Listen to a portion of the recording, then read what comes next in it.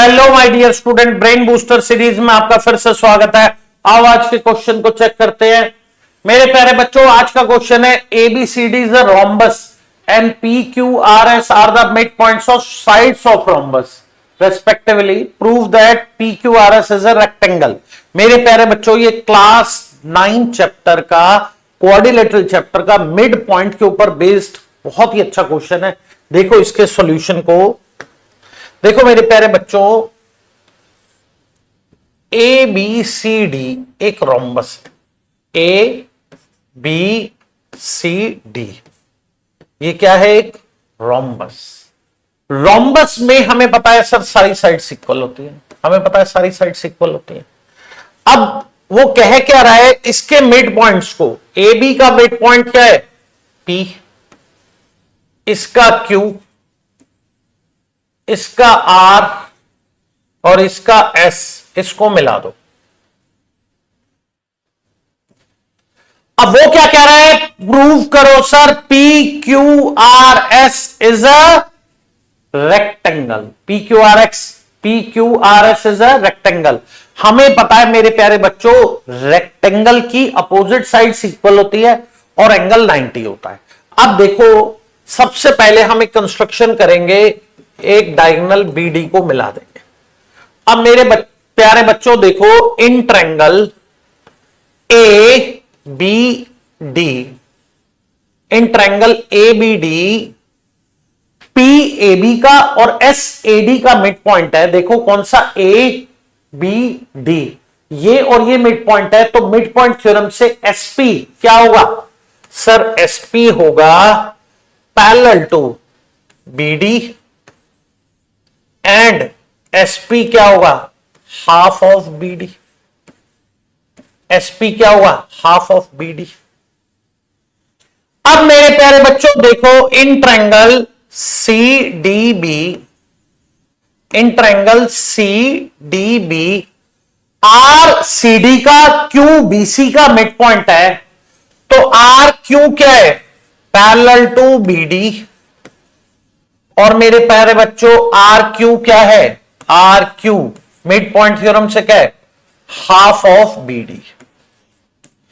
अब मेरे प्यारे बच्चों देखो, दोनों BD का हाफ इक्वल हो गया, तो SP किसके इक्वल हो गया? RQ के। देखो ABD ट्रायंगल में SP BD के क्या है?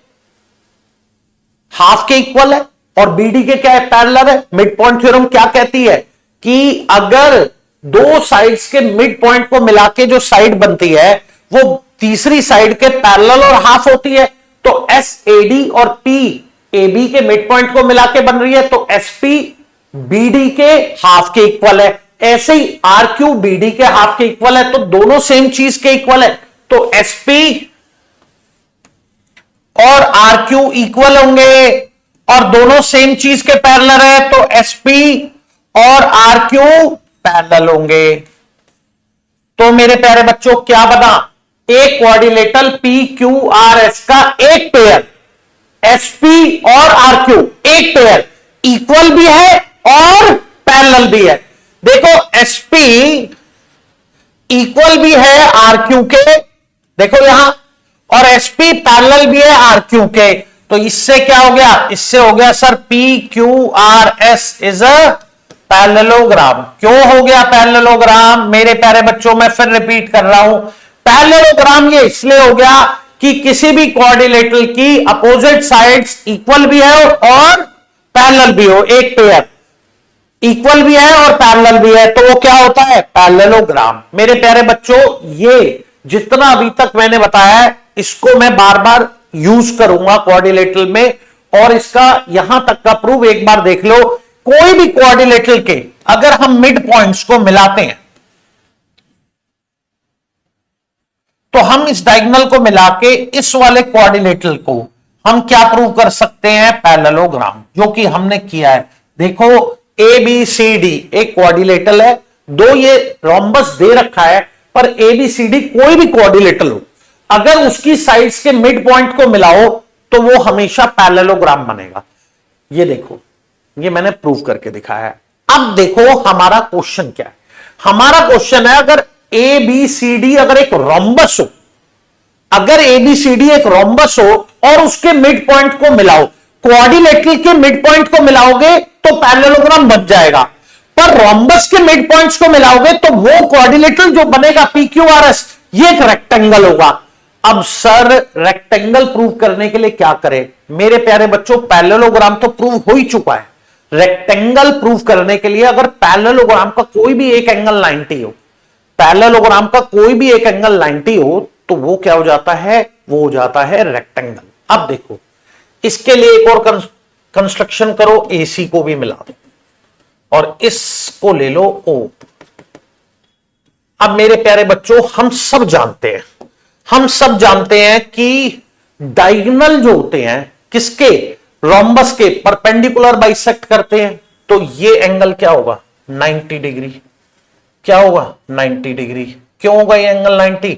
क्योंकि diagonal of rhombus bisect at 90 degree, ये 90 है। अब मेरे प्यारे बच्चों, एसपी डीबी के पैरेलल है। एसपी किसके पैरेलल है? डीबी के। क्यों? क्योंकि एस और पी मिड पॉइंट है ए बी डी में, अगर मिड पॉइंट्स है तो ये वाली साइड बेस के पैरेलल होगी, तो ये वाला एंगल इसके इक्वल कॉरस्पॉन्डिंग हो गया। अगर एसपी और डीबी, इसको इस पॉइंट को ले लो बेटा एम, देखो ये वाला एंगल इसके इक्वल हो गया, कॉरस्पॉन्डिंग, क्योंकि ये एक ट्रांसवर्सल है, ये दोनों लाइन पैरेलल है, ये हो गया। अब बच्चों देखो,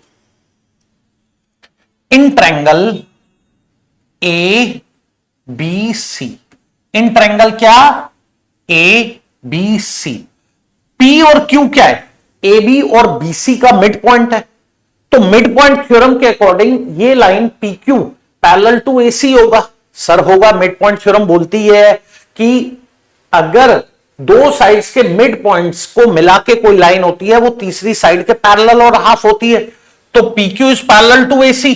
जब PQ AC के पैरेलल है तो ये एंगल 90 है, तो ये भी 90 होगा, एंगल P भी 90 होगा।